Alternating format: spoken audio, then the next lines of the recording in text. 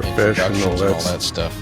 The operative word there is professional. You are mistaken, Mr. Van Cunningham.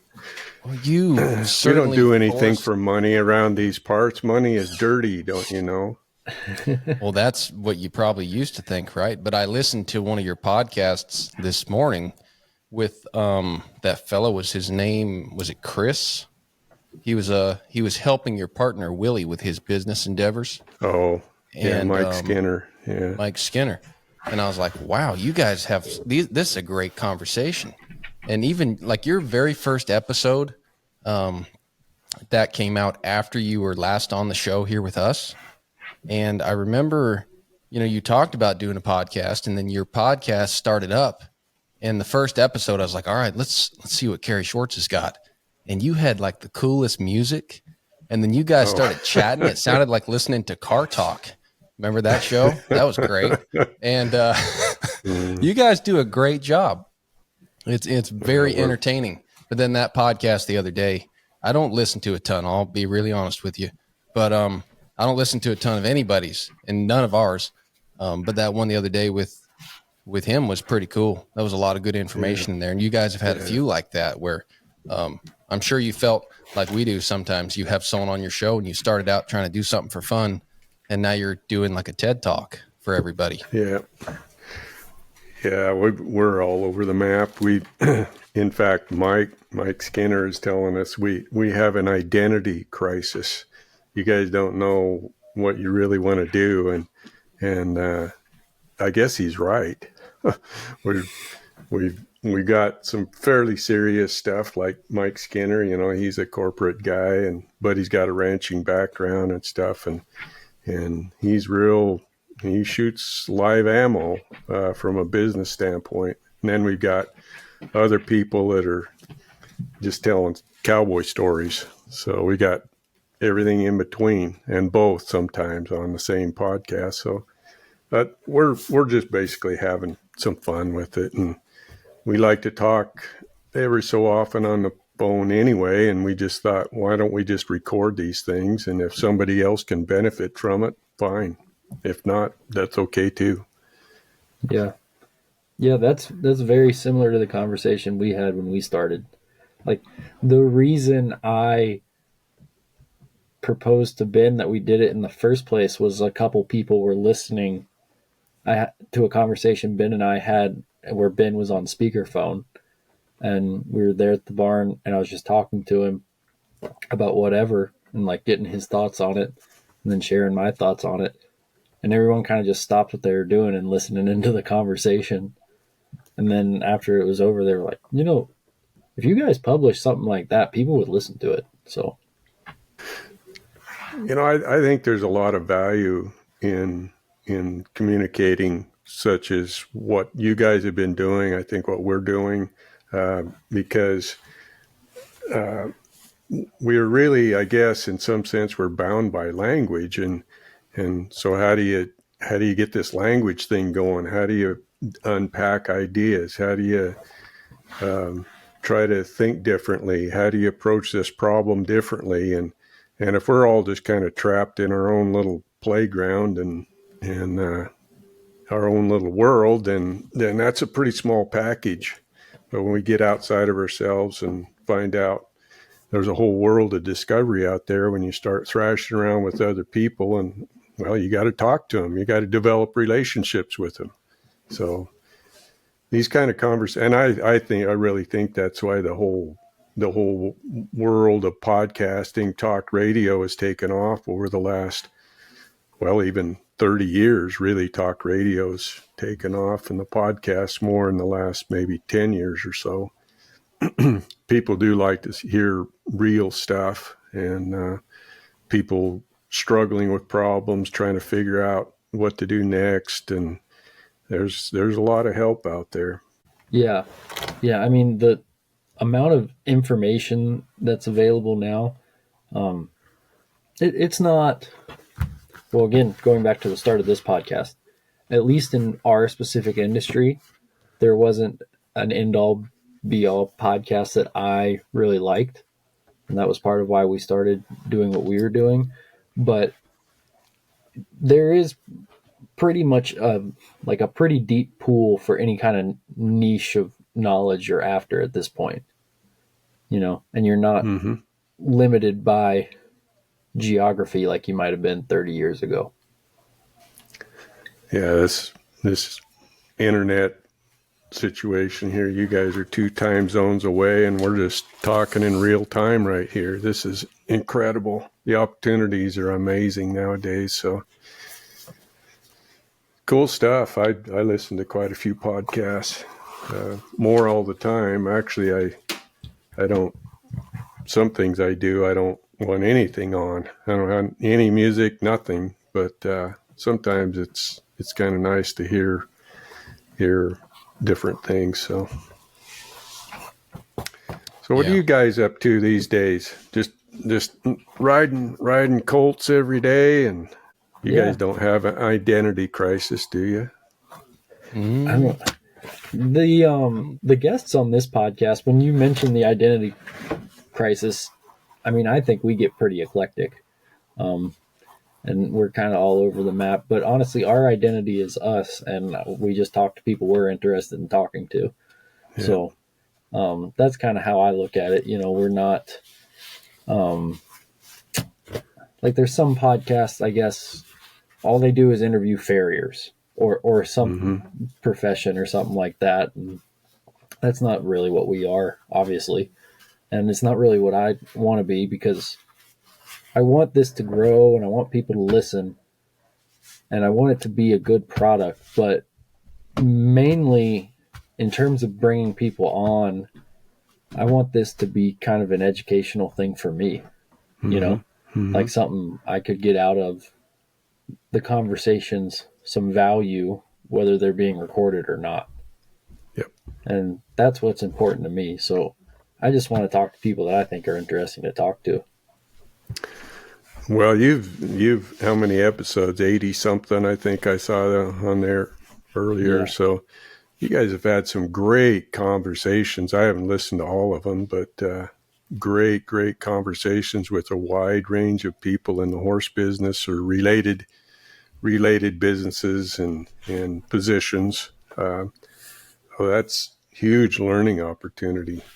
And that's the way it's been for us too. It's been a learning curve, not only from the technical side of it. Trying to be a producer of this stuff has been a steep learning curve for me. But the people you get to talk to and it's been awesome. So do you guys get a lot of attaboys and stuff like that? I'm sure you do. Do you get anybody? Have you had your head handed to you yet? Not yet. I don't know about you, Joe. We don't get a ton of interaction. I mean, you get a few comments here and there. We had enough that the last episode we sat down and kind of, intentionally did a question and answer episode and, answered a few questions and read a few comments and just kind of played with the audience and chatted with each other a little bit. But nothing stands out to me. Yeah. Well, that's good. Anytime you stick your neck out like you guys have done and what I've done in more than one way, there is some risk, and maybe you don't have any direct criticism, but there could be some people chirping out there and stuff. And that's fine if there is. It's anybody forging ahead and doing something that's a little bit different can expect some of that kind of stuff. Yeah. So Well, I'd say if I've experienced any, criticism or just any kind of just obstacles, it would be almost more in my own personal life. Like maybe it's just interfering with other things that I have to do, or myself, being too tired or not wanting to do an episode. You kind of get to that point. I think whenever you start anything, it can be pretty exciting. You don't typically go find something you hate doing and have no interest in and start doing it, right? And so it was pretty fun doing this probably up till the 25th episode, and then you start having every every so often you'll have an episode where you really could go do something else, but you're committed. And so I would say the opposition after a while, I mean, unless someone out there really hates us and hasn't told us yet, probably the most opposition, I've just felt it inwardly every now and then. You think, I love doing this podcast thing, but maybe tonight I could just keep working on what I'm doing and we can do that another time. And so just committing to something, just like anything else you do, right? I mean, you probably feel that with your work at times. I know I sure feel it with riding horses where, I love it, like probably less than 10% of the time, where I really love it, just like wouldn't want to do anything else. And then there's a lot of the time it's work. It's way more enjoyable than raking leaves, but it's still work. And so that's probably the most opposition I've felt, is just from myself and maybe it taking up time that I would do something else with. And instead, we sacrifice it to do this. And you see the return, a little bit down the road, or you just see it at different times. It's not like every single day you wake up and you're like, gosh, I'm glad that we have a podcast. That's how I feel. So you guys, you feel like the things you've been learning have been things that are directly applicable. You've been able to put it to use in your writing. I would Has it made a difference? Yeah.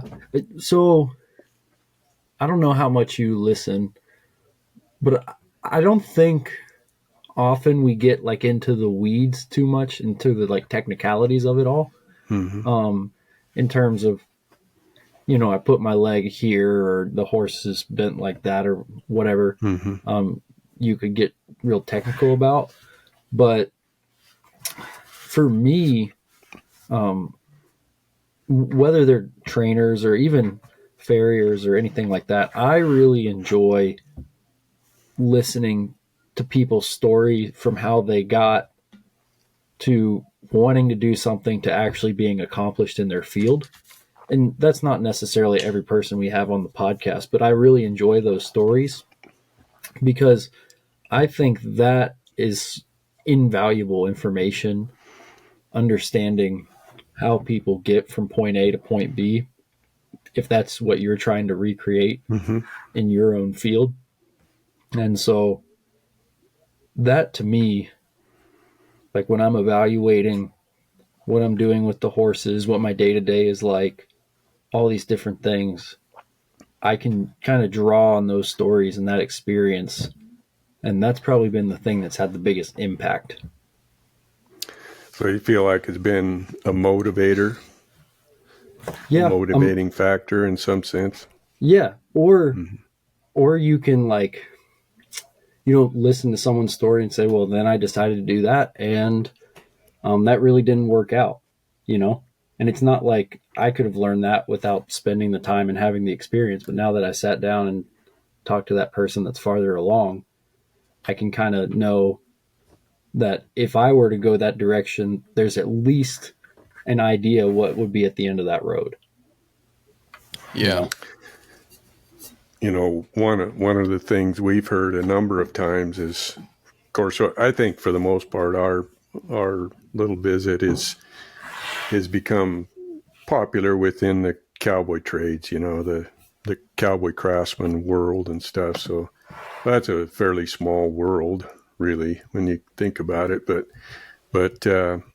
we're pretty open about the struggle that it's been for us, and it continues to be. You'd think 40 years in, you'd have it kind of dialed in, and some things you do, but it's still, we still get up and engage in a struggle. And I think that's helpful for people to hear that. So when they're in the middle of a struggle, hey, I'm welcome to the club. This is something that everybody deals with at all levels. So. Yeah. So let me ask you this, Cary, because you asked about us, like if we had encountered any, I forgot the term you used, but any haters or anything like that. Are you projecting on us because you found that when you guys started sharing all your opinions about your trades You know, and the state of the industry and all that? I could probably say the same thing, what Ben said a moment ago, pretty much word for word. We get a lot of attaboys, and maybe it's diminishing a little bit, but I guess I imagine there's probably a lot more of those knuckleheads on there. Waterheads, I think, is what Wilson calls himself from time to time. So, yeah, there's probably that, and I think that life is pretty busy. I think I was telling you, Joe, before we started recording, I've got like 7 different online responsibilities, I suppose you could say, all the way from Patreon to website, podcast, on and on. And so I got a lot of irons in the fire, and the podcast being one of them. So, and people are waiting for their work. They're waiting for their saddle. So what is this guy doing on a podcast? And that's a valid question. I think that's a salient question. And but the reality is, I'm probably like you guys. I really don't have, from a time standpoint, I don't have much more than the time we have recording the podcast. It's not we text back and forth a few times on getting the next person lined up and stuff like that. But as far as this, I had one friend say, "Boy, that's a full-time job." Oh no. It's a pretty piss poor full-time job if it is, because I ain't making a dime at it. Having some fun at it and stuff, and people are benefiting from it. So, but I can't even think of anybody that are openly critical that I know of. But and there's going to be haters who are going to hate. So that's whatever. I don't let any of that bother me at all. So. And are you pumping out episodes once every week? One a week, and you guys are coming in at a couple hours or so. We're only an hour. Okay. We just we give or take. There's not a bell that's going to ring at 1 hour or anything. So if we're kind of got some momentum going, and we bypass go and that 1 hour mark, and we just keep going till we're done. Yeah. So. Yeah. We have to go for a long time because we're not very good at expressing our thoughts. So we have to ramble for a while before we get there. Yeah. To be honest with you, that's getting back to the whole language thing. I told Wilson when we got started, I want to become a better communicator. I want to understand what's going on in my world, inside my head, and what I'm doing in the shop and stuff, and communicating with other people is one way of doing that. You develop skill by doing it, and the intimidation of having the headset and microphones and the technology part of it, all of that. It's just learning to do something that we didn't know before. So it's all cool. Yeah.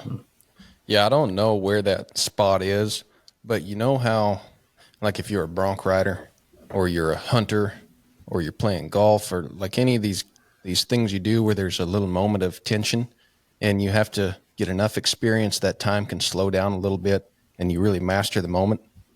You get the same feeling with the podcast when you put those headphones on and you get in front of the mic. And I think Joe and I have definitely gotten past that, but it took quite a few episodes. And I do remember one of the first episodes where we had just dead air and it wasn't uncomfortable. And you're like, yeah, whatever. It's our podcast. We know what we're doing. We know what we're talking about. And you just felt like time slowed down and you weren't thinking about like all the people listening. You weren't thinking about how you looked on the camera or if you had something to say next. Like none of that mattered. And, just getting to that point, it does help you. Like if you're on the phone with somebody or you're trying to communicate an idea or giving instructions or taking instructions, it does, I think, help you in your daily life. Just have this ability to slow down, and talking about important things. Like I've noticed even in important conversations with family members, or like, I don't know, just any kind of conversation that maybe used to feel a little bit tense, it's freer. It doesn't seem like such a big deal because you're talking about your feelings in front of like a couple hundred people every week. So who cares? You know, just take the time and Absolutely. break down what you're thinking. But back to what you, Cary, along the lines though of what you were saying before and kind of your question to us also, I would say this has given me the greatest benefit though has been that I have a more charitable opinion of a lot of people. I mean, I think Joe knows me well enough. He would tell you I can be a little quick to judge. And someone once compared me to Peter in the Gospels when he cut off the ear in a hurry because he thought he needed to do that, you know? And so there's even been a few guests where Joe's mentioned their name and I'm like, I don't want to talk to that, you know, and I'm not crazy about it. Cary Schwarz. For whatever. Yeah. Cary Schwarz. And then we have that person on the podcast and we get done. And 2 hours later, I'm telling Joe, man, that guy was awesome. That was so much fun. And so it really brings people together, you know, in this business, probably much like yours, there's so many people doing it, but everyone's kind of got their own way and they've developed their own little group of friends. And this podcast seems like it is bringing people together, and it's bringing me closer to people that I didn't know and also didn't even have a great opinion of. And now like they seem much closer to me, and they seem just like they just seem like a human. They don't seem like so-and-so that did this or this, you know, everybody's in a different camp until you talk to them and you realize you're all in the same camp. And that's been the greatest benefit to me is just getting to meet a lot of people and learn that, you know, they're wonderful at what they do and I can learn from them just as well as, you know, the people that I was already trying to learn from. So it's been a great tool for kind of bringing people together. I echo your sentiments there, Ben. I think that it is a great community building activity that you guys have going on here, and you know, our deal, we've been heavy on the TCAA people, but and we have been advised. I think it was Mike Skinner says you guys need to reach outside your group, and so there's with our deal, it's more that the line is drawn between who's in and who's out. And especially Wilson and I are uncomfortable with that. In a real sense, we're all in a journey that's not unlike one another. And so we have a lot more in common than we do not in common. And when you sit down and actually get human with somebody and real, then some of those barriers start falling down. And frankly, that's one of the objectives, would let people see how vulnerable we are, and we've got our demons to battle, our personal struggles and all that kind of stuff, and it seems to be motivating and inspiring to other people, strangely enough. So we'll keep doing it for a while, but at some point, I'm sure that we won't. But for now, the experiment seems to be working pretty well. Hey guys, let's talk about steel buildings for a minute. Maybe you've looked into building one on your place. Maybe you saw the price tag and that scared you off. Maybe just the sheer amount of work and effort, planning, all that good stuff that goes into it has kept you from going ahead and building on your property. Well, now's a great time to get a free quote from a great company. Head over to www.metalmdi.com/on-the-move. And our friends at Metal Material Direct have a free online configurator. You can plug in all your details, dimensions, specifications, colors, windows, dormers, all kind of cool stuff. And you can see the building and get a free quote. If you head over there now and tell them that the guys from On the Move sent you, you can get a massive discount on your building. And we're talking American steel, This is top quality stuff, guys, and a great company. They also offer fencing, a really cool fencing solution. It's a octagon pipe with bolt together connectors. So don't miss out on this. If you have wanted to build, need a building, or building fence, building an arena, just anything ranch, farm, or commercial related, head on over to www.metalmdi.com/on the move and tell them that the guys from On the Move sent you. So, Joe, or Ben, you mentioned a moment ago there about personal things that may get in the way. I need to congratulate you on your recent marriage, and that certainly changes things, I'm sure, on the demands on your time and that sort of thing. So welcome to the club of the married world. Oh, thank you. Yeah, no, it definitely, it definitely feels like a whole new world in a way. You're like the same old guy with like a new set of skin, but it's wonderful, man. I wouldn't do it any other way. But good. Certainly, yeah. You take even something like the podcast, just a different take. You know, you have a different take even on something like the podcast, where before it was just a project, and then now it's still just a project. But like all your other projects, you view it maybe a little bit differently. But that can be a good thing, because maybe you see a new angle of the things you're doing. So I'm really excited. So thanks, Cary.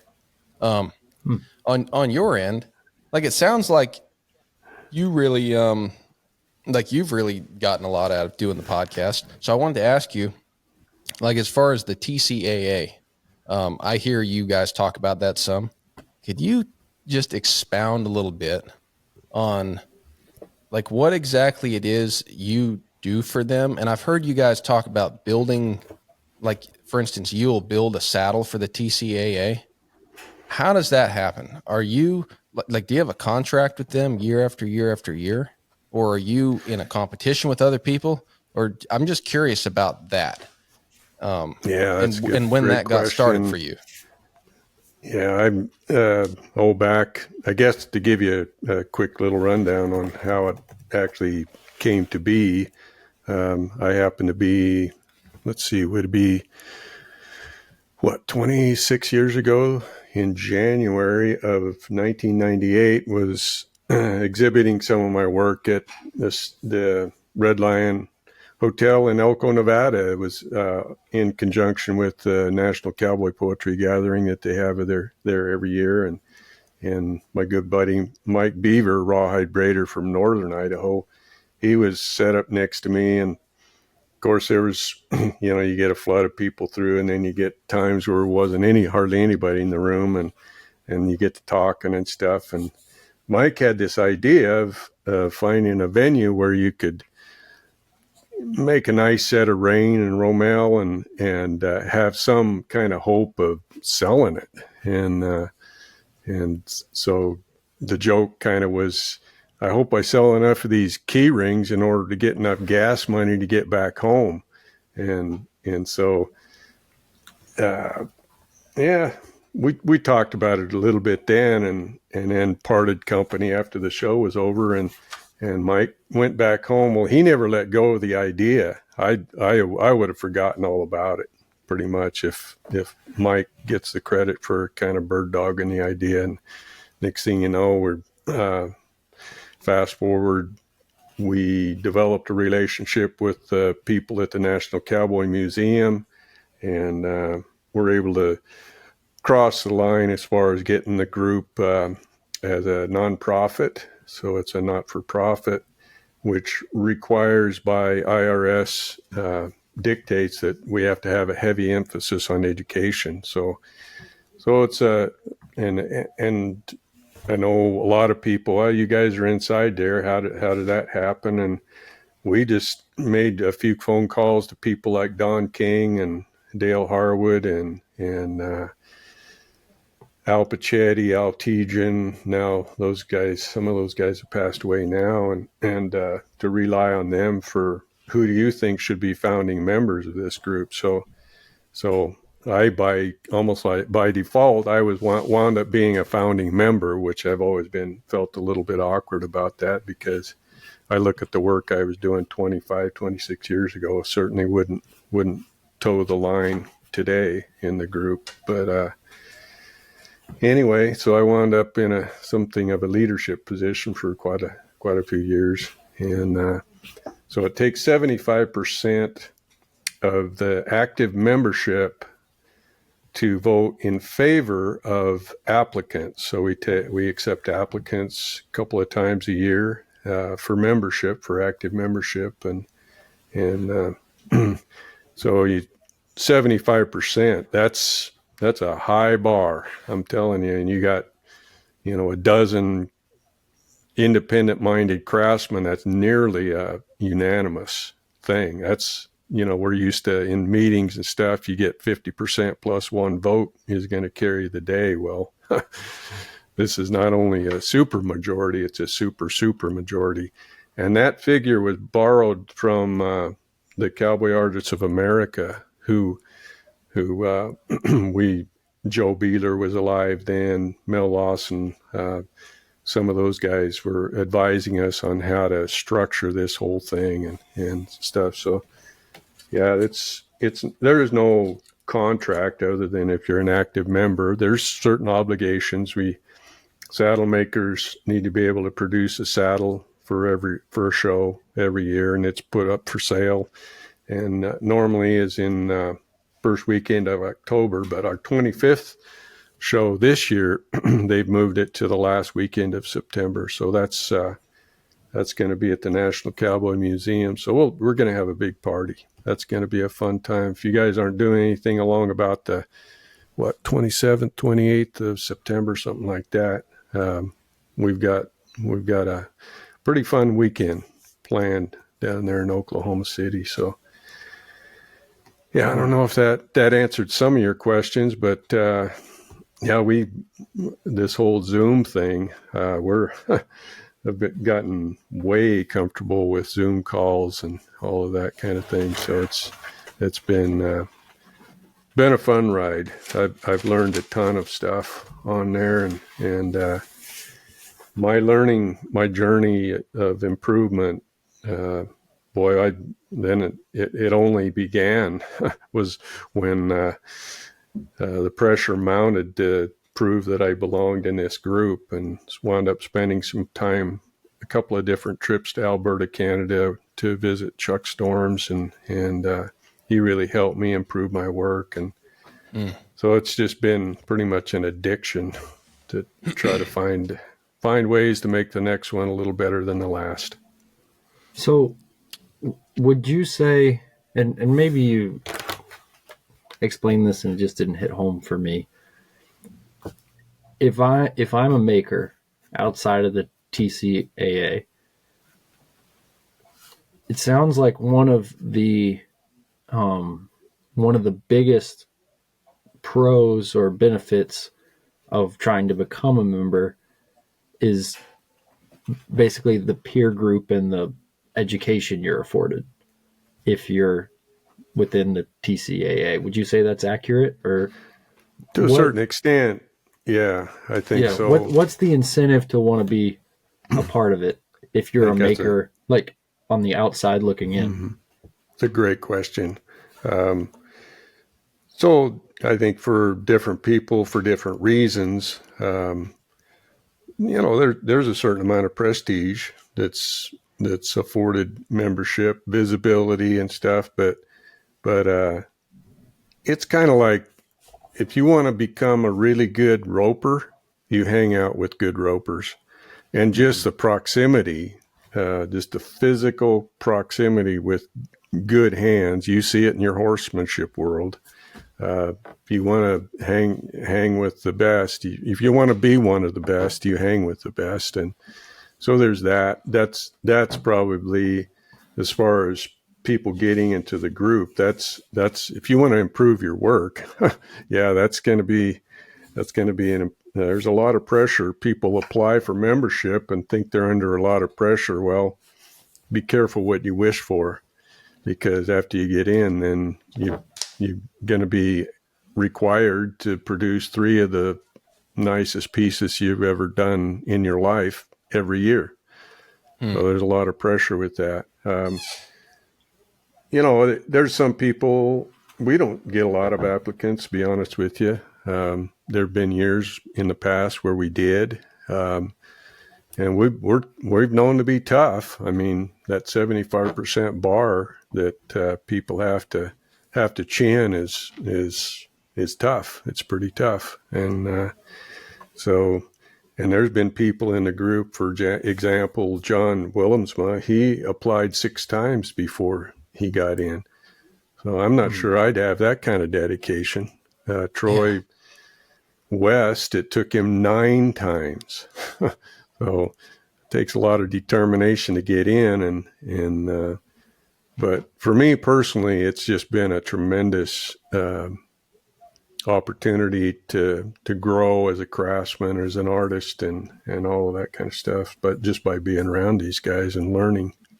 And it could be in a hotel lobby. I remember talking to John Ennis, a great bit and spur maker, and now an emeritus member, but just listening to him about design principles and stuff is just, you never know where you might learn something. Yeah. What does the application process look like? So people have to approach a member and check and see and just express interest in membership.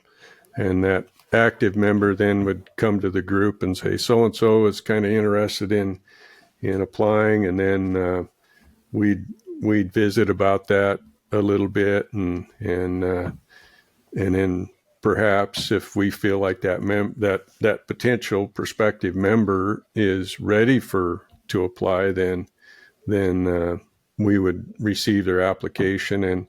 And what we've done here in the last, 10, 12 years or something is we've required them to show up at our meeting, and we have an interview process where we ask the active members, ask them questions, and they have a chance to ask. We've got a rawhide braider, as you probably know, from Argentina. Well, we've got an emeritus member that's also from Argentina, and he was a veterinarian. He was a practicing veterinarian in Argentina, but also a very accomplished braider. And he said after that process, he said it was like he was trying to defend his doctoral dissertation.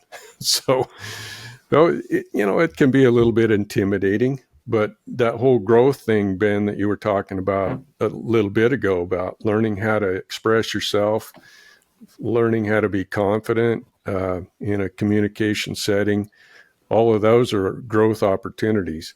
So for anybody applying for membership, what we guarantee is this prospective member is going to get a complete and open and honest critique of their work. Whether membership is in the cards, who knows? We each only have one vote, but we can guarantee it'll be an honest critique of their work. So if somebody comes in with that kind of attitude, I'm going to get my work critiqued by this group, and it'll be honest, then by all means, jump in. Yeah. Wow. So when you were first getting this started, I imagine you weren't, how far along in your career were you? Because I imagine you probably experienced some, definitely some opposition in getting this going. Yeah, I'll never forget the first conversation I had with Dale Harwood on the phone when I kind of floated the idea past him, and I'll never forget it. I said, well, Dale, if we can get this thing off the ground, that we're going to all have to develop a pretty thick skin, because there's who's in and who's out from the very beginning is who says so. It didn't have to run the gauntlet. I didn't have to run the gauntlet. I never had to sit for an interview. So yeah, there was some definite headwinds. I don't think we have the resistance that we had at one time, but yeah, we've got stories to tell about early on. There was people pretty, feeling like so-and-so should be in there. And maybe they were right. I don't know. But as a junior member, you asked me how far along in my career I was. Well, the first conversation happened in 1998. I built my first saddle in 82. So 17 years, something like that. So well underway, but certainly I wouldn't call it I honestly can't say that I had a mature career. Of course, I'm here 40 some years in, and I feel like in some ways I'm just getting started. So that's been my mindset. Well, yeah, you're on the move. So, when you were getting started, I'm sure you guys had an expectation for where it would be eventually.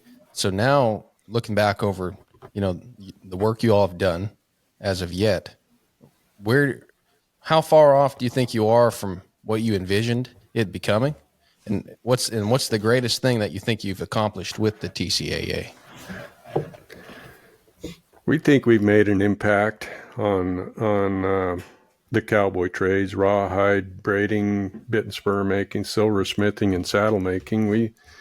We've handed out, I don't know, hundreds of thousands of dollars worth of scholarships for people to study under the active, and emeritus members as well. So we think that's made that the education aspect of it has been certainly a point of pride, I think, for all of us. But I also have to say that the show itself is an education tool. We've always considered the show to be a tool where people can come and have a look and see where we've tried to take the work as far as we can, and people can take a look at it. The show remains up as an exhibit from 1st of October to 1st of January. So there's a pretty big window in there for people to come. They don't have to come to opening weekend to see the show. So they can stop in there. They can buy a catalog. They produce a really nice catalog every year, and take a look at that. We've got a coffee table book we published about 5 years ago or so, and that is still available for sale. So I think, in short, education, making an impact. Certainly, we're only a part of what I think most would agree is a kind of a broader renaissance, I think, that's been going on in the cowboy trades. We're a part of that. We're just a part of the bigger picture, if you will, of what's going on in the cowboy trades.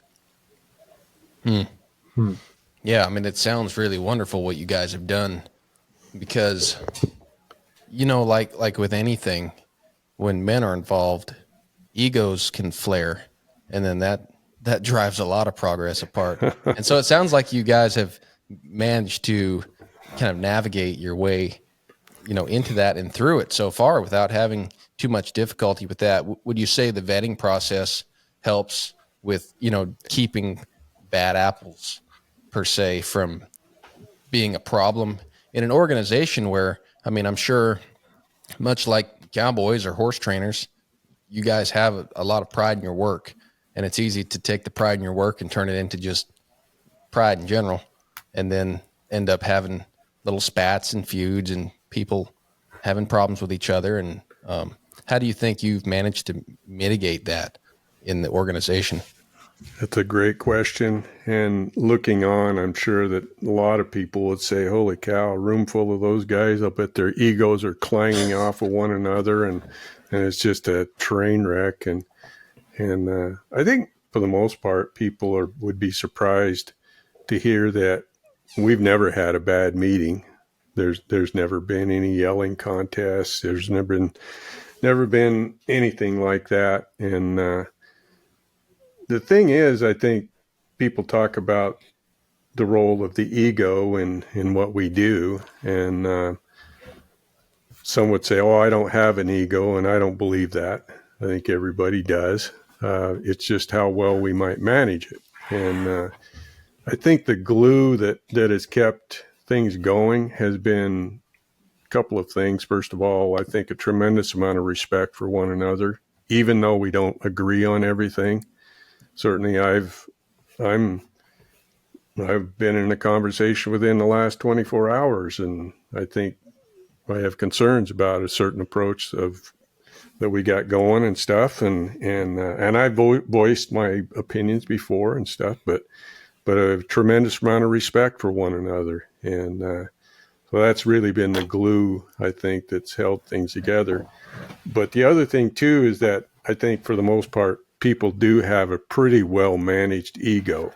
You have to have an ego in order to even want to get better. Why would you even want to get better if you didn't have some kind of an ego? So, and that objective, the mission statement of the group, I think has we've all kind of had that in the back of our minds. We're in this together, and it really is, though. I will say this, as Chuck Storms has said in the past, it's amazing that really none of us are much of what he called Rotary Club kind of guys.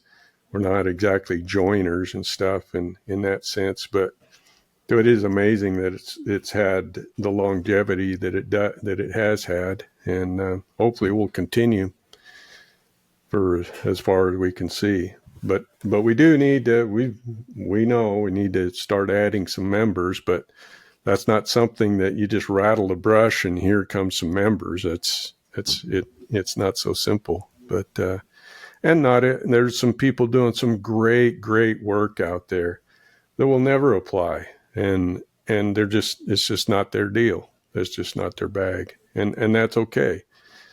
So it's just not the kind of thing you do right for the brand when you jump on board. So you have to kind of check your ego if you think this is all BS with the direction we're going with that. And we've had people jump on board and jump off because, I didn't know this. That's what this was about. So I don't want to have to teach. Well, I think that's a mandate. We're going to have to be able to teach. Yeah, it's the whole maker thing, and it's not dissimilar for someone who maybe rides for the public, depending on what their business model's like. But it is interesting because kind of the nature of the lifestyle almost is you're just locking yourself away pretty much, and you're by yourself quite a bit, unless maybe you have someone working with you in the shop. But just from what I've gathered, and you could correct me if I'm wrong, it's not something that would necessarily demand you having extraordinary communication skills to become a good maker. No. Yeah. So that is interesting to me because it makes sense, everything you're saying, how it's benefiting the industry because it's furthering education, and you're kind of creating this situation where everyone's trying to raise the bar and hold themselves to a higher standard via the hopefully helpful criticism of their peers, right? So it's pretty cool that you've kind of pulled off doing that at all, because it's a group, like you said, a lot of makers I know, they kind of dance to the beat of their own drum because it's what you're the boss. That's what you get to do. You have to be creative and artistic and kind of a free thinker to have some ability at this. So it's cool that you've kind of created this, fraternity or whatever you guys, this group that has kind of helped people move forward. I did have one question though, because I guess I'm curious about this now. You're talking about the different arts. You got saddle makers and braiders and bits and spur guys. Are there, like, how you go to the rodeo and you kind of got the stereotypes where it's like, oh, well, the barrel racers are like this. And then the guys riding the bareback, like, they're usually pretty gritty and pretty tough, and you know what I mean. And then the bull riders, they're kind of, the roughies are this way, and then the calf ropers and the team ropers are this way. Is there any of that, like, I'm sure it's not super, it's not like you're drawing lines in the sand. But is there any of that just kind of tongue in cheek, like, oh, well, there's like those bits and spur guys, or like, those rawhide braiders, anything like that? Oh, Because absolutely. yeah. Absolutely. Tell me about Yeah. that. I'd be really curious to hear about Well, what it's like within the different disciplines. Hey there, On the Move listener. We appreciate you taking time out of your day to stop and listen to our podcast. Whether you're a faithful listener or a first-time listener that likes what you hear, if you want to support us, there's a couple things you can do. You can subscribe to our YouTube channel, like our videos on YouTube, on Spotify and Apple Podcasts. You can follow us and leave us reviews. Whatever medium you're listening on, if you can engage with the podcast on there by following, leaving positive reviews, and just generally helping spread the word about On the Move, it's a big help to us, and it helps us grow and bring you better episodes every week. Again, thanks for your support, and we'll see you guys. well, Wilson, he calls me a glue sniffer. So, yeah, I'm one of those guys. So, and I call him a metalhead. He's a bit and spur maker. So, and the rawhide braiders, I'm starting to call them rawhide gummers. So silversmiths, of course, they fall in the metalhead category and stuff. So, oh yeah, we give each other crap all the time, stuff like that. So there's a lot of fun there. We have a lot of fun. There's a lot more fun than there is tension. I can tell you that. It's been a great ride. Could you expound on rawhide gummers a little bit? Is that because they chew the rawhide to soften it up? Well, I guess we'll just let your imagination have its way with that. But yeah, I had to come up with something to call them because I've been called a glue sniffer for a long time. So those guys are just gummers.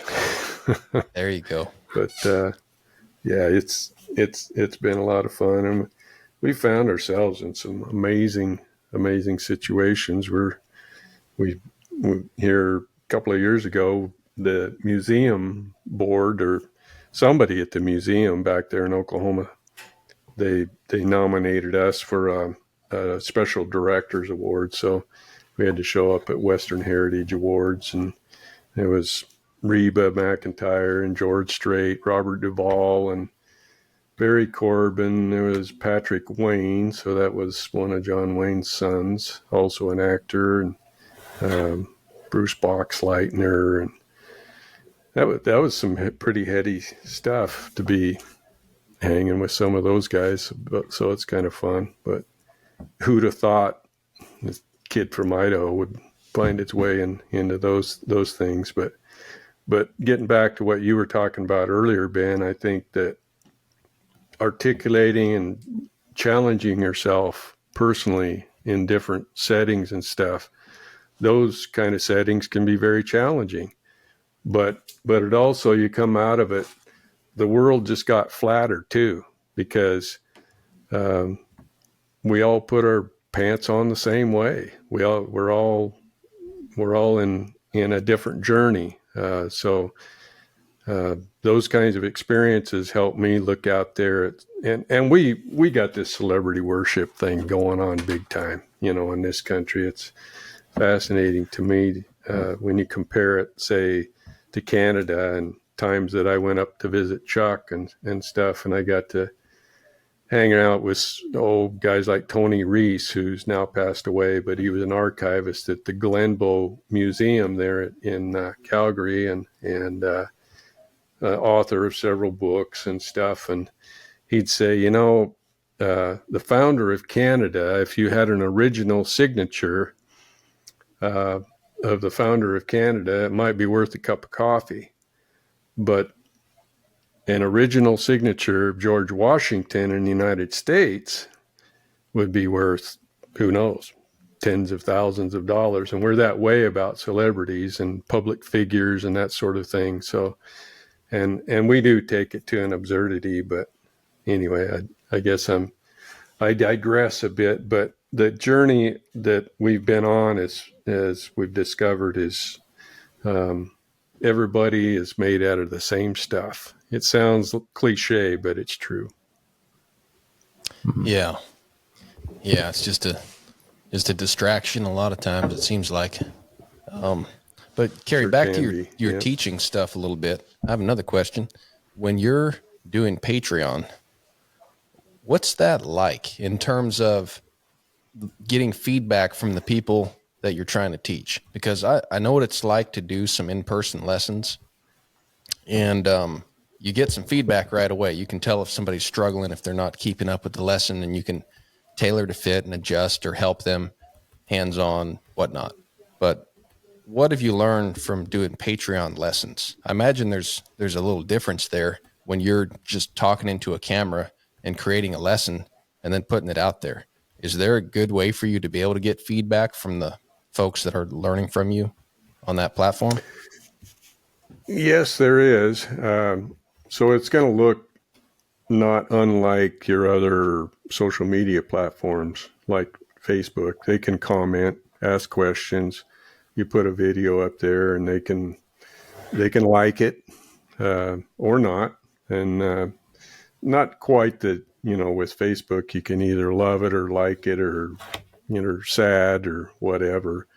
So there's only one tab. You either like it or you don't like it. But there, people ask questions on there. Of course, the downside is certainly is you mentioned there. It's not in person. It's not immediate. It's not a so and you're limited by the language. Where I'm trying to understand the question here, and you're going back and forth. It's like texting or whatever, and it's easy to kind of get off. You don't understand quite what they're talking about and stuff. So yeah, it's the next best thing to in person, but it's certainly better than nothing. And so yeah, I've got, I don't know, 275 subscribers on there, I think, and not all of those are paid, but so that's been a really good way to for me to teach, make a few bucks doing it. But it's also, as we've talked about, when you get your mouth open and trying to unpack something so that someone else can understand what it is that's going on, that's a good activity. It helps catalyze things in your own mind.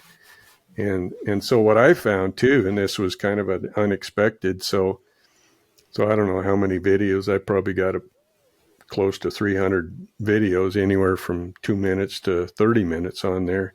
And so I pull it up in this program, video editing deal I got on the computer here. And so I don't often watch or listen to each of them. If I'm confident with the content, I might, do a little bit of massaging, editing, whatever, upload it, and away you go. But it has done something that's interesting. I'll look at some of those videos, and it's like looking at film as a baseball player, football player, whatever. So I'm breaking down game film is what it is. And I'm thinking, oh, that's interesting, because I'm watching myself do something, and it would probably be similar for you guys to see yourself riding your colts and stuff. If you saw yourself in a video format, that would be another way of breaking down game film. And what can I learn from what I'm doing here? You get an objective point of view. So I don't know if you're doing that, but I'd encourage you to do that if you can. Yeah, we do a little bit of that, I think, for clients and stuff. But the added element that you have is, I just thought of it while you were talking. I mean, you can listen to yourself instruct as well. So that's a whole new element. Now, I mean, I could imagine doing that, trying to make a video for somebody and talking my way through it. And then you watch that. I imagine that adds quite a bit more, because then you listen to yourself trying to teach and you're like, what, you idiot? That's not, what are you talking about? that doesn't make any sense. Because you know, sometimes you can say something and it makes a lot of sense up here, but it doesn't make a lot of sense to the person listening. Yep. But have you thought of doing any like live, teaching events where you have like a Zoom screen and, everyone can watch you live and then raise their hand and ask a question real time? I've considered that, but yeah, got so many things going on right now. I don't know if, I don't know if I'll ever get that going. I know Misty Shaw there at Shop Talk Magazine. We've been talking back and forth. That's one of the 2 trade publications for leather workers, and they're based out of Utah. And she's been trying to get me down there. They've got an online platform, subscription based as well, and we'll try to work something. But that won't be a live thing, I don't think. I think that's a recorded deal. But yeah, at some point, I suspect I'll give that a try. The one thing about it, this technological part of it it's become far less intimidating to me than it was even 2 years ago. So yeah, the hardest part is setting all your equipment up, right? Oh man, yeah. It's gotten to be a lot easier, and having a good internet connection, like we started wanted to record. I guess we started recording 2, 3, 4 weeks ago or whatever, Joe and I, and it just wasn't working. And so having a better internet connection that I have right now has certainly made life a lot easier. So uploading videos and whatnot. Cary, you referring to our very brief and interrupted conversation a couple of weeks ago. It reminded me of something I did want to touch on while we had you on here.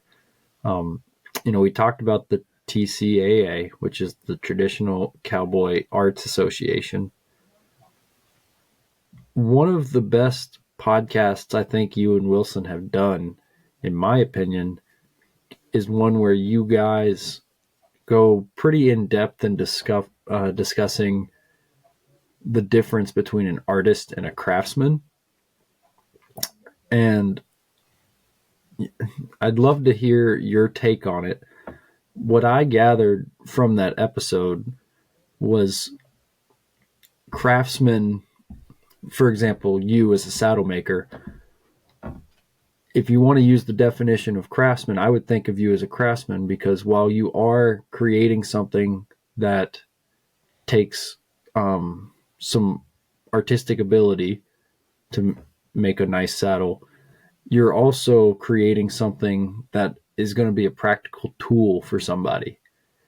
And that's not, I'm not saying this, obviously there's lots of people that are good craftsmen, but there are people out there, I think, Ben and I, we were at the NFR and we did Cowboy Christmas and everything.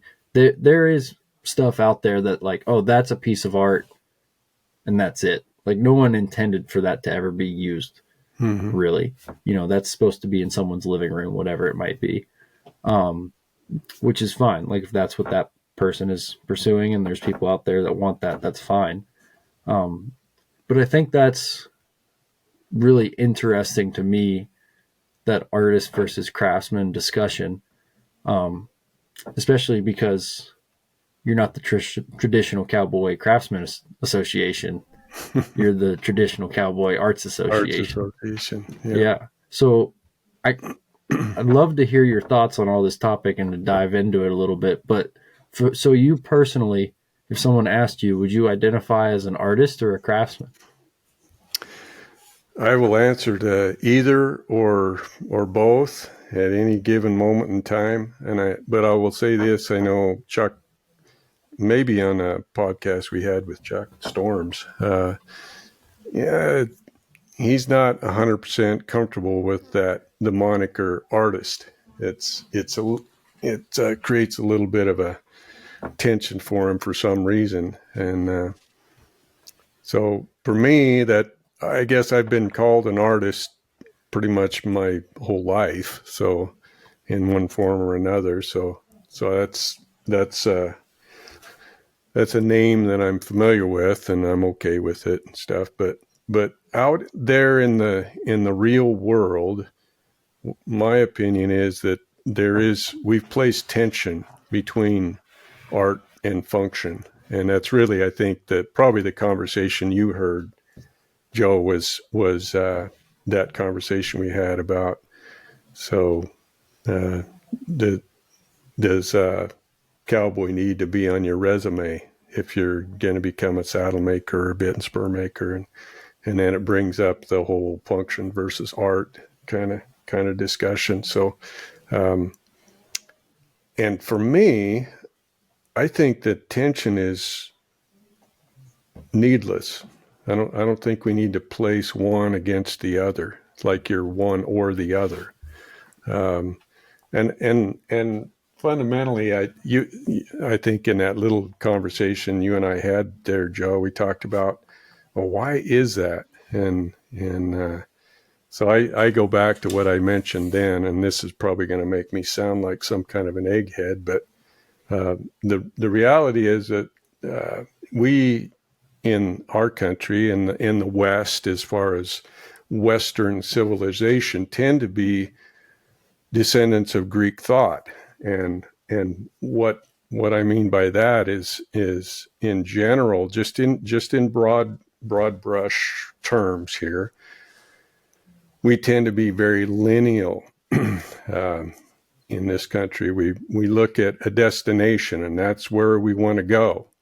In your world, you see that finished horse out there, and I want to see if I can't, what's the path to that? And I want to draw a straight line to it.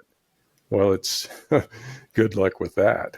And and I would make the case that we tend to, along with being fairly lineal oriented, we also tend to we compartmentalize things. And so the next step of compartmentalizing things is we divide things. And now I've circled back to the discussion we're talking about a moment ago, and that's art and function. And why is it that we have to separate these things? Why do we have to hold one up against the other? And you've probably seen it on my website, I think I've got it on other social media. The best saddles made are a successful blend of both. And and in this country, and I've taught enough, especially in particular the art part of things, where it's really fascinating to me to see how people receive information or are able to use it. And it would seem to me that the people that are most sequential, if I do this, then this, and this, and this, in a very systematic way, then I'll get to where I want to go. Of course, to a certain extent, that's true. But when we approach our problems holistically and place our head on a swivel, as it were, so that we're not just looking at this destination, and we're so destination oriented that there's all kinds of things going on around us that could help or hinder, and we don't even know what's going on around us. So I try to encourage people to try to take a look at things. For example, had a great visit this afternoon with my good friend Nancy Martini, another saddle maker here in Idaho. She stopped in at the shop, and we're talking about this gesture drawing that I've been teaching, and how you lay information down, the whole thing. And what the tendency in my classes, almost to a person, is to dial into detail. We're going to dial into detail on this thing, and try to address the problem from a detail standpoint, when we need to be looking at the whole thing. And here again, I think there's some commonality, I think, with horsemanship. If we dial into the minutia, the detail of what's going on here, we may be ignoring a whole lot of other things that are going on that we should be paying attention to. So does any of that make sense? No, it makes a lot of it. I get what you meant when you said you might sound like an egghead, but I appreciate I appreciate how much thought you've put into this. I kind of tend to agree with you. That I don't necessarily think there needs to be. So this is how I feel, at least in something I could relate to. And Ben, I'd be curious to hear your thoughts on this. So have you guys ever had a situation where you're like, well, if I think through this and kind of go about it logically, I come to this conclusion. And then if I just go off my gut and emotions, I come to this other conclusion. And that's kind of how I feel, at least in our world, where we talk about making a horse and, like a finished bridle horse. And there's a lot of people out there who are like, yeah, making a horse, like making a finished bridle horse, that's a work of art. And I would agree with that. I think that's true, because it's an art. The way I look at it, similar to like how they classify like good dancers as artists and things like that. Because it's more of a like an art of like expression, like a living art. It's not sitting there right in Oklahoma City and you can like see it and touch it. It's in motion. Now that being said, like guys that do what Ben and I do and try to make bridle horses, and even the guys who are accomplished and have made a lot of nice bridle horses, if I just go with my gut, artist is not the first word I use to identify them. And I've even heard guys that do that they like refer to themselves as artists, and it just makes me like, I don't know. I don't think they're wrong, but it just doesn't sound 100% right to me. You mean guys that ride horses refer to themselves as artists? Yeah. Okay. Yeah. Mm-hmm. Yeah. Like I've heard one guy expressly, he's like, well, I'm an artist. And I was talking to my friend who's a painter.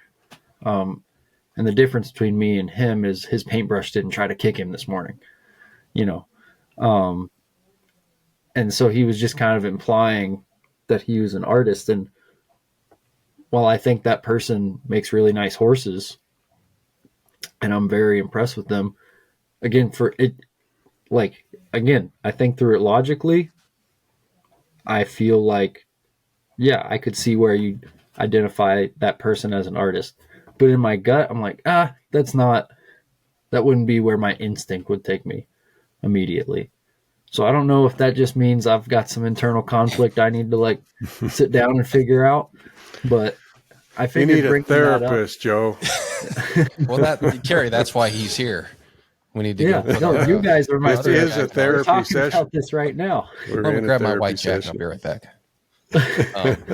Well, I mean, Joe. What do you think, Ben? So what Joe just said, it actually helped me understand what you said, Cary, a little bit better about. Well, you're welcome. Yeah, thanks, Joe. See, now you're my therapist. This is a good thing we got going on here. And every Thursday night, it helped me understand what you said, Cary, because you were saying, well, I don't think I'd put one above the other. And that's true because they're not on the same scale. It's not apples to apples. And I'll explain this because while I was listening to Joe, I was thinking about that and I was like, So I start thinking about Craftsman and across all different genres. And I was like, well, okay, what if a guy built a skyscraper, right? So one guy could be just like in the mechanics, just total nerd, build the strongest building on earth and not care a thing about art, or maybe have zero artistic ability. He might end up with just this thing that's like a pillar of concrete with windows that could withstand, the biggest hurricane ever. Doesn't mean it's a bad building, and it would perfectly serve the purpose of a building.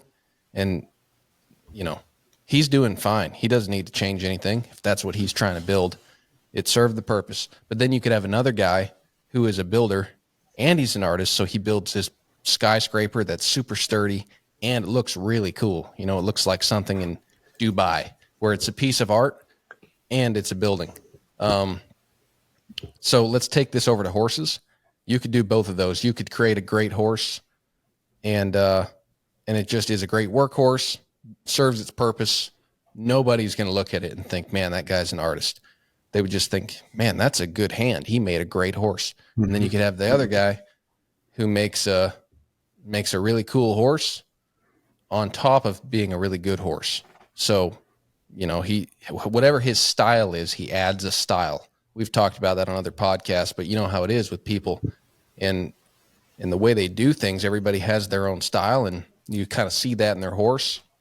Well, maybe their style is more artistic. And I can't even think of a great example off the top of my head, but you would see it. If you're an artist, well, like for instance, like, okay, yeah, there is a good example. Like you take someone like Buck, for instance, he's got some artistic ability. And when he makes a good bridle horse, it's not just a good bridle horse that operates. It's pretty. You can tell that he cares about how it looks. He cares about how it feels, but you can tell that he takes pride in the beauty of how it looks. And to me, there's an artistic touch there. So I feel like they're just not even the same thing necessarily, but also on top of that, with the horse versus the guy building concrete buildings or even building leather gear, the horse is a feeling, living, breathing thing. So you have feel. And so if you were going to break down the elements in order to be, say, a horseman, before you even start calling yourself an artist or just a craftsman or sorry, not a craftsman, but like a horseman, you have to learn the basics, the fundamentals, the stuff it's not artful. It's not feely. It's just true. It's not in your gut. It's on paper. It's taught to you by a mentor. You have to understand that, the fundamentals. And then on top of that, you have to have feel.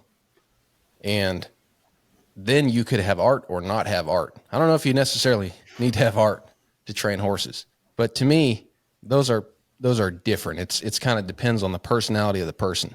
You know, they can both build a strong building. One of them can build a really cool building. The other one can build a really stark, polarizing, strong building. But then I also see that the feel, everyone in the horse world needs to develop some kind of feel because of the nature of the horse. He has feelings. So whether you have feel or not, he is always going to have feel. Now, maybe that even got more confusing, but Cary, coming from the leatherwork standpoint, do you feel like there is like another element of feel, or is it really just craftsmanship? You know, how smart are you and how well can you put something together so it doesn't fall apart, and then artistry on top of that? Or is there like a feel element as well, where you have to have whatever that is, that thing, that sixth sense? Yes, there is. I think even from a mechanical standpoint, I think there's a certain feel that you develop for leather. There's every piece of leather is a little bit different, and the tactile, what kind of feeling does this piece of leather? What's it telling me? Where does it want to be on this saddle? So there's certainly some elements of that. And of course, then you get into the artistic side of things, and there's a whole bunch of, you open a whole world of feel with regard to that. But Ben, you talked about a concrete building that was technically correct in every way, and it may be unlivable. People do not want to live there. And so that's more that holistic way of looking at things, that look at the whole of this thing. Let's make it functionally as it should be. It's got a chin. It's got to check the boxes. It's got to have a good tree, a good rigging, a good ground seat in order to be a serviceable saddle. But let's also make it architecturally sound. Let's make the lines of it compatible, in harmony with one another. How does it look on the back of a horse? We build these saddles on a stand, but the context is always the back of a horse. So how do we make it look good on the back of a horse? So That's a study that takes us off this lineal progression into more of a holistic way of looking at things. Hey, On the Move listener. Have you been following us on social media? Have you been watching the video format of the podcasts? If so, you've probably noticed by now that we have On the Move merch. I'm wearing one of our hats right now. The first order of hats we did flew off the shelves, and we've only got a handful left in each style. But we're doing another order, and if you want to pre-order your On the Move hat today, go to www.onthemovepodcast.com. There you'll find our Shopify store with hats, mugs, stickers, and other merch. Get it just in time for the holiday season and let everyone know that you're on the move. Let me unpack the horse thing maybe a little bit more. So let's say you're teaching somebody and you're saying, Mrs. Brown, you need to put hand A in position B. Okay, now you need to lean this way. You need to get your horse to bend this way, and all of that's mechanical. All of that's quite lineal. I think we probably would agree under the definition I tried to unpack earlier. And that's a necessary component of learning something, is to learn the mechanics of something. How are the mechanics of this? How do I cut leather? How do I shape leather? All of that's pretty much lineal and mechanical. But then if you really want to get to the next level with this horse, you're going to have to, you used the word several times there a moment ago, Ben, feel. We're going to have to figure out the feel of things. That is, then you just transitioned into a whole different world that I would call holistic. I know that may be an offensive term to some people, but because it kind of connotes a bit of an Eastern religion kind of thing, but the reality is, I find the Bible to be pretty holistic. It's more Eastern than it is Western in a lot of ways. When you say the kingdom of heaven is like, and you got these analogies and allegories and all of that kind of thing, that's not lineal. That's of the imagination. That's of something that's deeper than what is skin deep. And so I don't know if that helps or not, but that's the challenge, I think, of a clinician. Is you got these people in this class, and they're looking for a system. They're looking for a systematic way, and I'm not down. I'm on record to say we need to approach things systematically, but within that system, there has to be some sort of it has to be a framework within which we operate, but we have to have flexibility in order to move with what the horse is telling us, to change with what the leather is telling us, to be flexible enough in order to do that. And that's where we transfer into what I would call more of a holistic approach of things. There's more going on here than what meets the eye, I guess. I don't know if any of that makes sense, but you got mechanical on the one side, which is very systematic, sequential. And then on the other side, we're asking people, both you guys and me, to start to get a sense of what's going on here more than what is mechanical. No, Yeah, I mean that does make sense to me. Yeah. Mm-hmm. But it's also making me think more and more. Like if somebody is identifying as an artist, or if somebody's labeling you as an artist, I mean, there's really no reason to be offended by that, because you can't judge somebody on their artistry based on their craftsmanship. It seems like to me. Like if you were, for instance, like you build saddles and you're also an artist. I mean, I've seen your work. You are clearly an artist, in my opinion, my humble opinion. Now, a guy who, let's say Leonardo da Vinci, I don't know that I would call him a craftsman, unless I'm getting my history wrong. He did build something, or was an architect of some kind. But anyway, let's say a great artist that didn't build anything or was not an architect. They just put paint on canvas. I wouldn't really call them a craftsman, but you'd call them an artist. Maybe you'd call them a craftsman, but maybe that's the definition. I don't know if that's what you were after or not, Joe, but now it has me kind of interested. Like, what is the definition of a craftsman versus an artist? And why would somebody take any kind of, discontent in being called an artist? Because to me, that sounds like it's kind of a compliment. Well, it's I think you can get into a kind of a cultural dilemma there, because in the West, as we know it, where to be an artist, that's not exactly a top of the food chain kind of. Is that kind of what it is? Like, if someone is being called an artist, they feel like, maybe they're being called a hippie a little bit, or they're kind of far out there. People with ponytails and Birkenstocks and stuff like that. So they look like Jesus. It makes me think of Prince. We're talking about artists so much. It makes me think of Prince.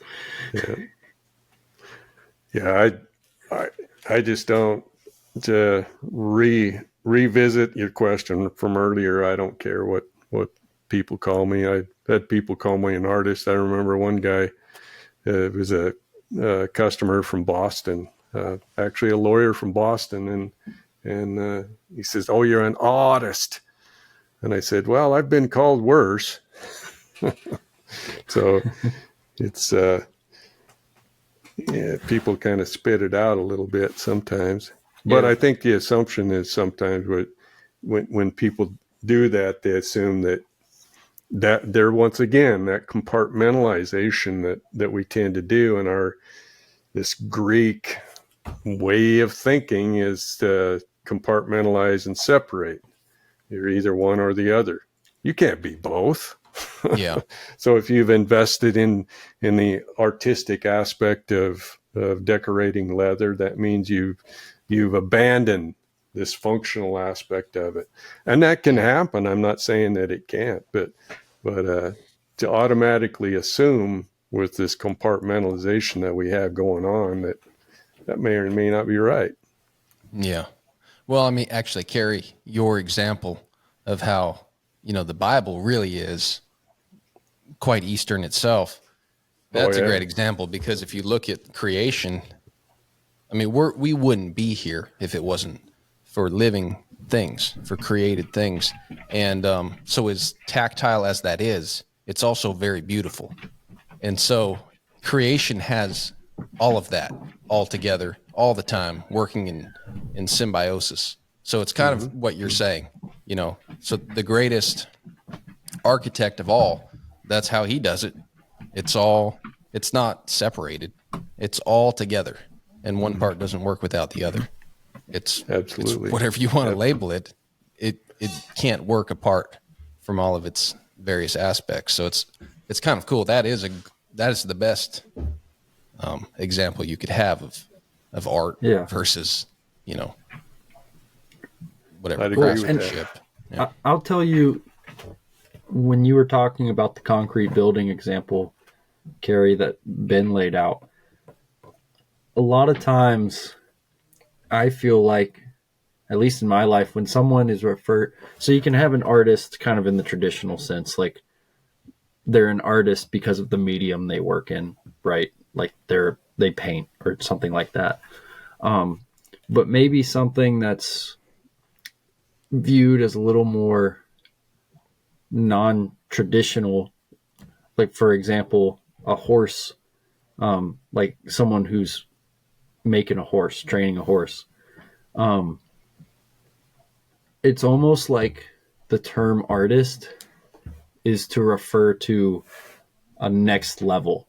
Okay. Like if someone, the example I think of it, maybe someone's like really good at welding, like someone's a welder, and that's about as blue collar lunch pail as it gets, right? To be a welder.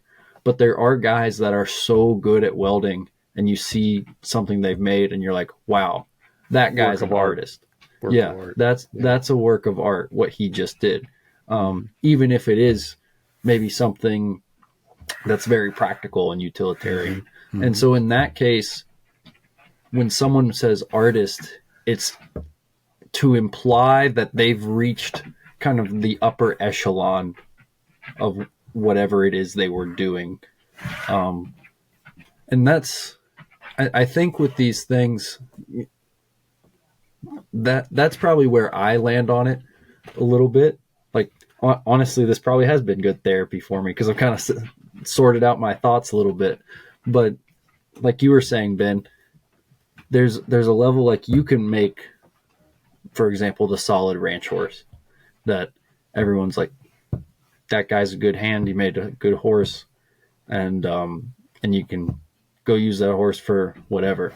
But then there's the next level where it's like, wow, that guy has gotten so good at what he does that he's made it an art and a form of expression, right? Not just kind of this utilitarian thing.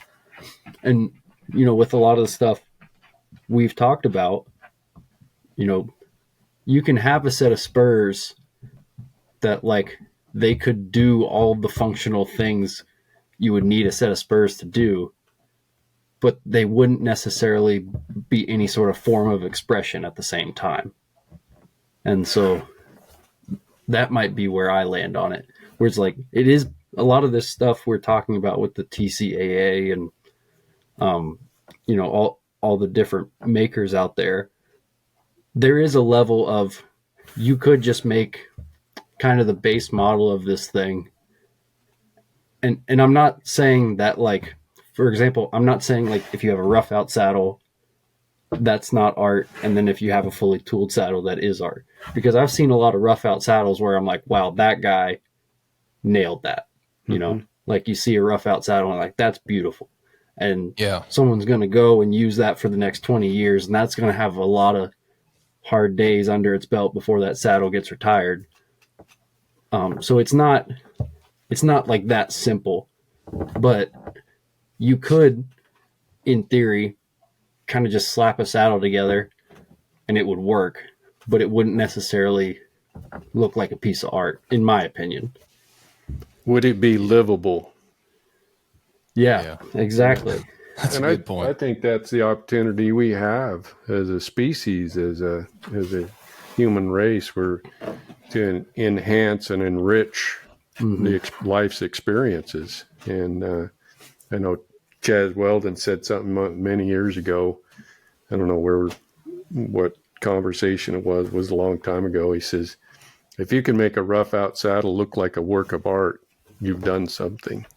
And that's where Chuck Storms would say, yeah, it's all about the architecture and how parts and pieces fit together. There's a lot of art involved in that.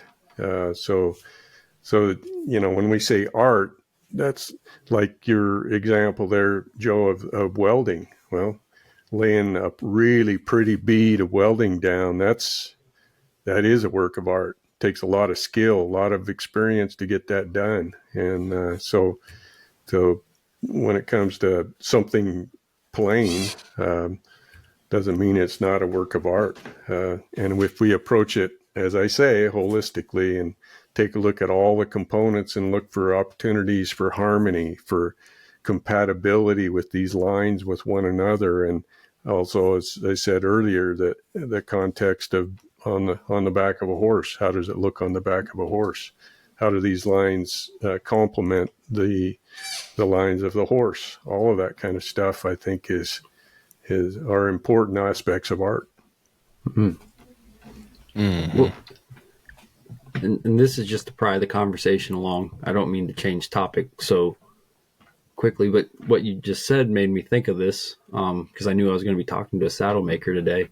That is something that always impresses me with good saddle makers. You know, because you and a lot of other guys are on Instagram and Facebook, and you can see the pictures of the art. And every now and then you'll see a saddle, or at least I'll see a saddle, and it'll be just sitting on the stand there in the shop. And to me, I'm like, I mean, you can tell that's like a quality saddle from the stitching and everything like that. But just sitting there, it looks a little wonky. Like something just looks off.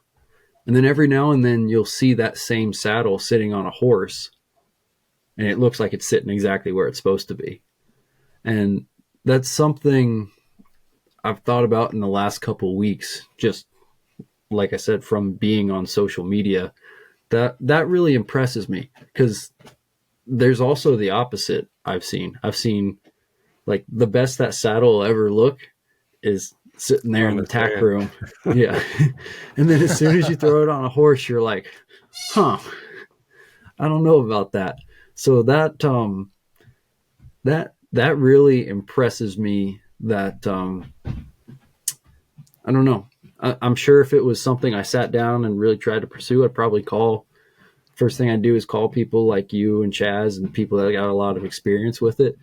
But to me, just trying to work all that out on my own, like kind of think about that in my head and be like, man, that seems like a complicated problem to solve. Like getting that saddle to look good on a horse, even when it might not, just sitting there on the stand, it might look just a little off or like a little too big there. And then, like I said, you throw it on the back of a horse and like, nope, that's sitting exactly how it's supposed to. And then all the lines look good. Is that, I assume that's something that is maybe a little trial and error, takes some time. Like how do you even begin to go about solving that problem? That's where I go back to I've used Chuck Storm's name dropped here. Why quit now? But Chuck is the master of architecture. Also, I study Ray Hol's catalogs. So you're looking at proportions, and here lately I've been studying more on square skirted saddles. What is that angle of the very back of the skirt in relation to the bottom cut of the skirt? And I was talking to Chuck here not long ago, and I said, so do you have a formula or even a degree of angle that you target when you do that? Because I've got some Visalia catalogs, I got some Ray Hol's catalogs and stuff, and so I actually got my protractor out and was who does this but a saddle nerd? But I got my protractor out, and I'm doing a little. I didn't spend a lot of time at it, but just mapping out. Boy, that looks cool. That looks really cool in this Visalia catalog, 1926 Visalia catalog, and they're kind of widely considered one of the greatest architecture of all saddles made, and called Chuck, and so I guess a long answer, but it's a never-ending thing. It never occurred to me until within the last 2 months to even pull out I've had kind of a sense of it, and I've laid a few eggs along the way where I didn't get those lines right. And, even on a saddle stand, let alone the back of a horse, it didn't work. It just wasn't working. And how do I learn from this? And how do I make the next one a little bit better? And that's where I would say the systematic aspect of what we do enters the picture. To approach problems systematically, well, the protractor comes out. Let's figure out what it is. There's a number. I can ascribe a number to this. That's pretty lineal. So there's, when I say holistic versus lineal, I don't want to get tension between those either, because we need both of them. We need lineal thinking as well as holistic thinking, in my opinion. Yeah, absolutely. Well, Cary, another example of that is, you were saying, is it livable? You've repeated that a few times. And, I think about that when I'm riding horses. I want it to be enjoyable, and livable in a way. I want my occupation to be enjoyable. I want it to be something I'd like to be in every day. So I really strive for that. And, I still have to learn the basics. I still have to go out there and find the the answers to my problems. And sometimes it's a very tactile thing. It's very, very simple. Someone could text it to me, but that other part, the part that makes it livable and fun and makes the horse enjoy being with you, is you're not going to learn that over a text and, or through a video necessarily, or even in person.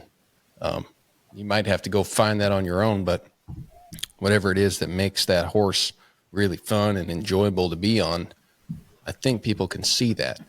Because, another example of what Joe was talking about earlier would be, you can see somebody, kind of rush a horse into the bridle bit and ride it around. And it doesn't look good at all. And they might have $20,000 or $30,000 worth of tack on that thing. And then you can see a really good hand that really cares about what he's doing, put the first ride on a colt. And that can be the most beautiful thing, even though that horse is, having his first ride. And to me, that's art, and it's livable. That's enjoyable. That guy is going to do that for a long time. That horse is going to enjoy his life, and it's a good thing that's only going to get better. Where you can see a horse that looks like he's doing very well in his education, and it's not going to last very long. It's not enjoyable. There's a lot of problems, and it's just a mechanical thing that'll work for a short time, and that'll be that. So I think it's an important element. I don't know what you think about that, but having some art, having something besides just it working to do the job seems pretty important in almost any line of work or any sort of creation that somebody's making, that it does a little bit more than just serve the purpose, physically. Well, you said a few things there, Ben. You used the word, you have to care. And that's kind of the first bridge we got to cross. You have to care enough in order to make it, to get it to that point where this is enjoyable.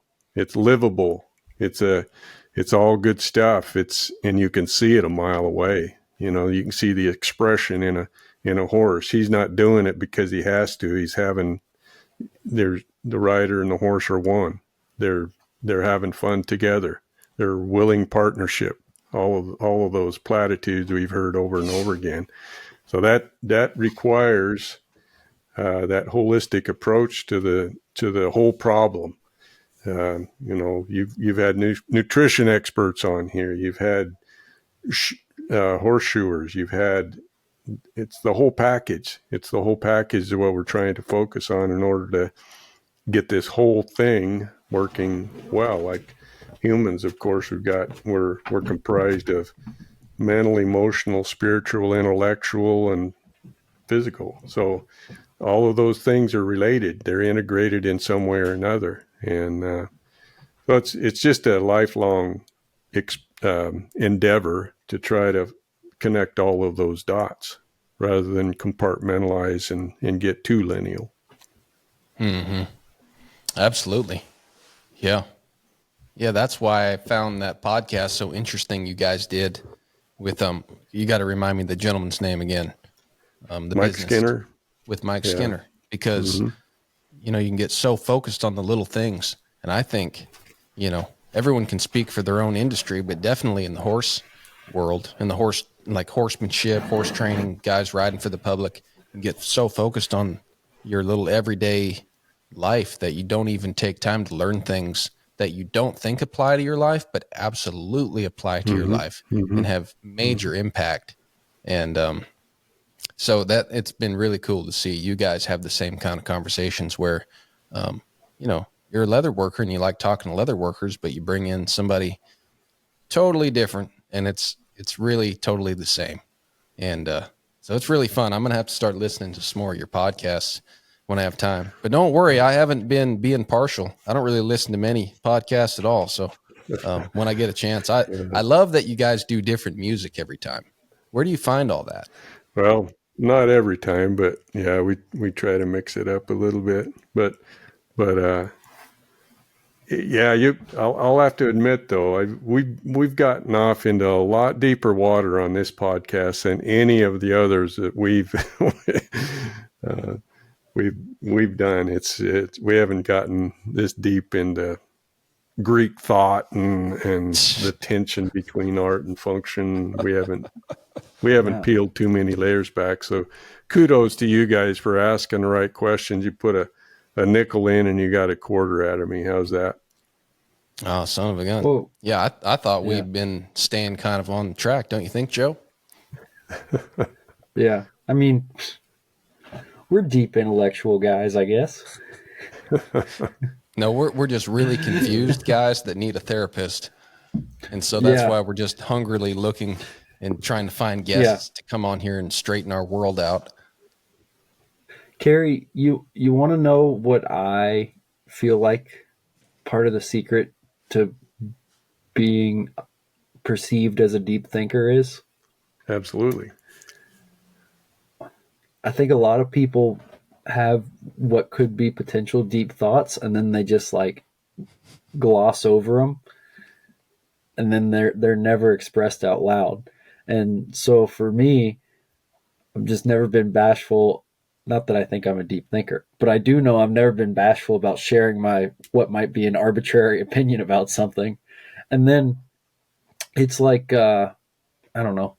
It's like putting money in a slot machine. You're gonna win sometime. Like, well, that's true, and not every thought, of course, is that you have is worth hanging on to. And words come out of our mouths sometimes that we wish we hadn't said. And but it's just like this gesture drawing. I try to teach people just throw some information down, just get it down. Same way with writers, that's what they talk about. That is in writing a paper or a book or something like that. You just do a brain dump, you get it out there. And sometimes you get your head handed to you, but sometimes you come up with something that's worthwhile. So I've never read it, and I know Ben's talked about it, and it's on my list. I'd really like to get a hold of that book sooner rather than later. But Ben's talked about this book called The War of Art. Have you read that book? Stephen Pressfield. Yeah, that seems like that would be up your alley. Yep. I've been a few years since I'm going to revisit that book because there's been a few memes pop up in my orb here that he talks about a battle, and of course in the title that the word war and that sort of thing. So he does make a lot of hay out of this battle and this conflict and so on and so forth, and the importance of anxiety in order to get to square one. I'm going to have to revisit that book, but I may respectfully disagree with some of that, because I know with myself, and I think with horsemanship, isn't it about bringing comfort to the horse? How do you do that? You have to address comfort in yourself. If there's anxiety within yourself, if there's tension, if there's fear, if there's anything in you, you've got to get that sorted out. You've got to sort that out in order to engage and develop a relationship with a horse, because a horse is going to borrow all of that. They borrow all of it. They can see it a mile away. And so Pressfield talks about some of the importance of anxiety. So anxiety, you have to have a certain amount of anxiety in order to learn something. You have to be just a little bit anxious, and that ego thing that we talked about earlier, in order to learn something. You can't, because the opposite is apathy. And that's where Ben said a moment ago that you have to care. Well, you got to care in order to get things to the next level. So yeah, I'd encourage you to read that. But as in anything, you kind of have to run it through a filter and curate some of the stuff that's coming in.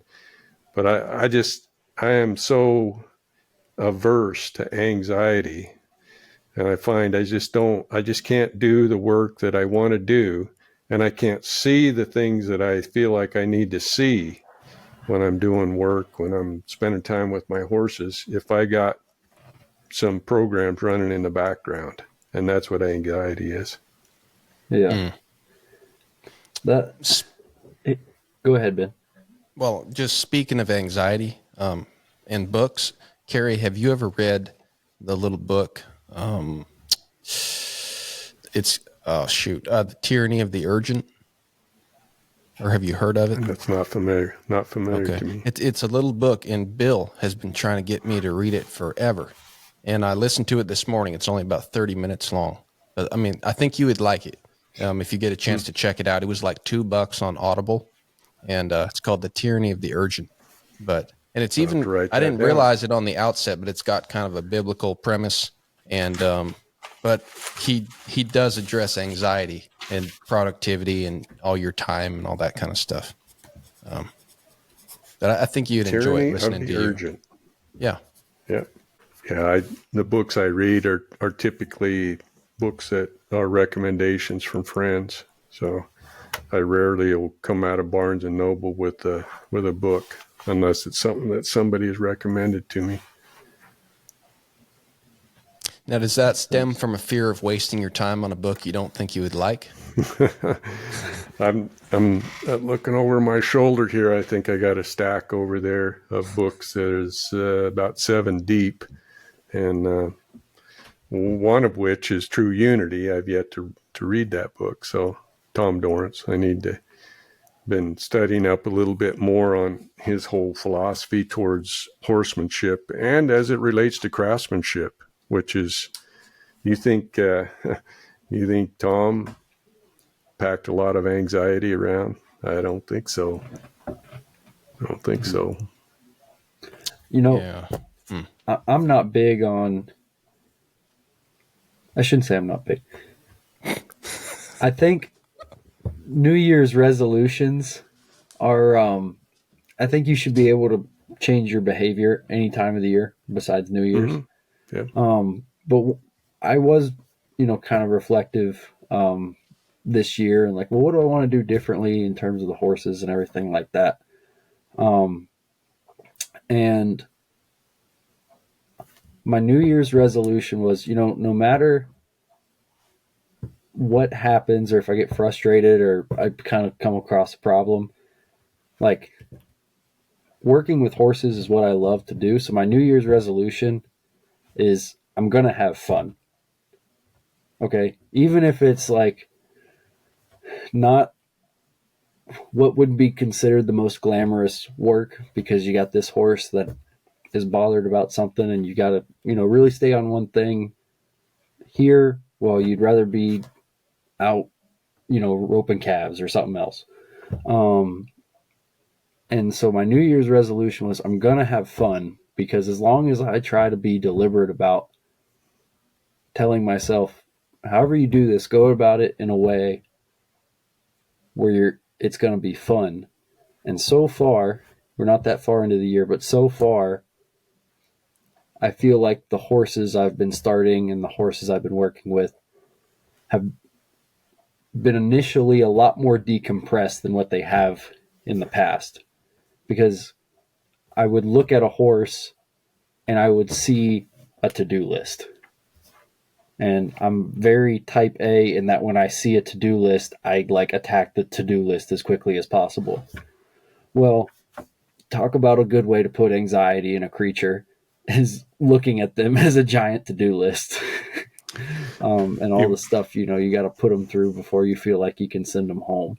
And so in that respect, I kind of see where you're coming from, that anxiety, because if you're having fun, it's hard to be anxious and have fun at the same time. So I can see what you're saying, that anxiety isn't helpful in getting to where you want to go. Because so far, I feel like this year I've been less anxious when I can keep that at the front of my mind. And I've been getting to where I want to go a little smoother. I don't know if you could come up with a better example of exactly what I was talking about. You describe a list. There's nothing more lineal than a list, but you decided, for whatever reason, that you were going to approach this from a different perspective. I'm going to try to build a therapeutic benefit in everything that I do. And when you do that, it spills over. It's spilled over into your horsemanship. You have less programs running in the background. You're not worried about that to-do list. You made a switch from a lineal, I have to do this in this sequential, systematic way, and to a more of a holistic perspective. That's what I see. Does that make sense in context of what we were talking about earlier? Yeah, it makes a lot of sense. And, you mentioned before they got to go together, because it's not like I still don't have to get all of those things done Right.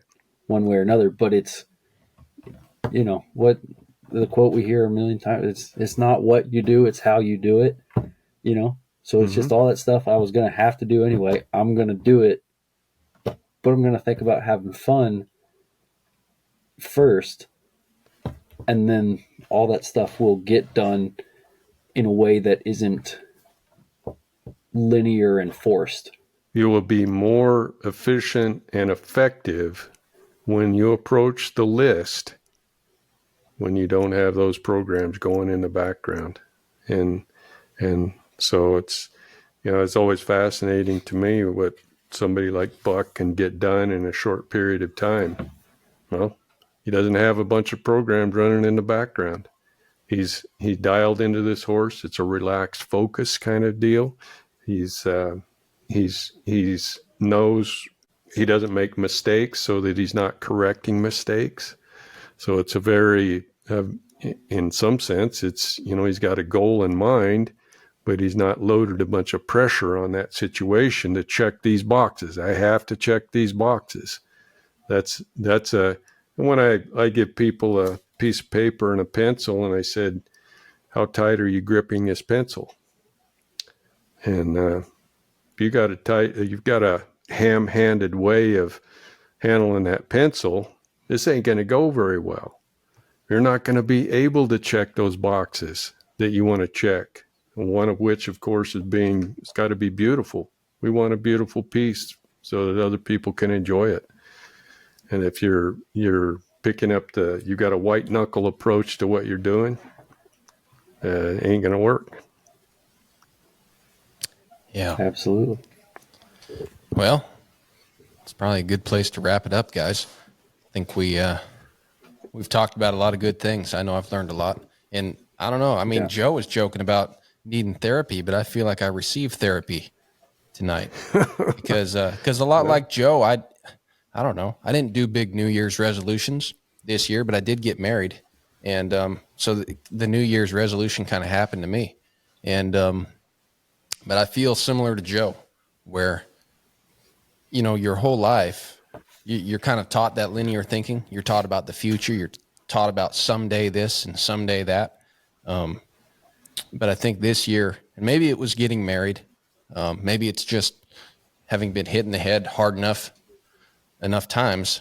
I'm starting to realize that, someday is today. My life is now. It's not when I get the list done and then things will be better. And so I don't know that I've arrived at the same conclusion as you, Joe, but something kind of similar and in a different way. I feel very much the same, that I want to make, even if times are hard or times are good, or, I am working on a list, that like the present moment is now. That's the present moment is the future, the middle, and the beginning.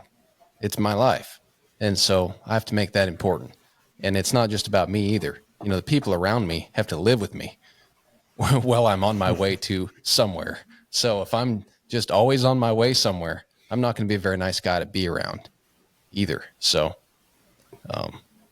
yeah, I forgot about my birthday this year, but I've learned a lot of other things. And so this has been a really fun session, kind of talking about everything. And Cary, you have a great way of making sense. I can spit something out that makes no sense about cement buildings and stuff, and you're like pulling little words out, like trying to salvage my plane crash of a sentence. But anyway, it's been really fun hanging out with you tonight. Yeah, maybe that's the key to sounding deep, is just having Cary to provide commentary on everything you say afterwards, tie it into some deeper thought. That's what I feel like right now. I think so. Well, it's one of the things that as you guys are learning is the ability to listen and try to really get inside what is this person trying to say. And as podcasters, I think that's one of our mandates, isn't it? To try to really, really dial into what people are saying and try to understand, get behind their eyes. And I'll be honest with you, you guys are in your 20s. I wish I'd have had more of this perspective back then. So you guys are on a good track. Thank you for all that you do. Thank you. Thank you very much. Cary. Likewise, we really appreciate all the conversations you guys have. It's a fun podcast to listen to. All right. And just get to visit with you. Yeah. You bet. All right. Thanks. Well, we're gonna hang Take up. care. Don't hang up as usual. All right. Bye.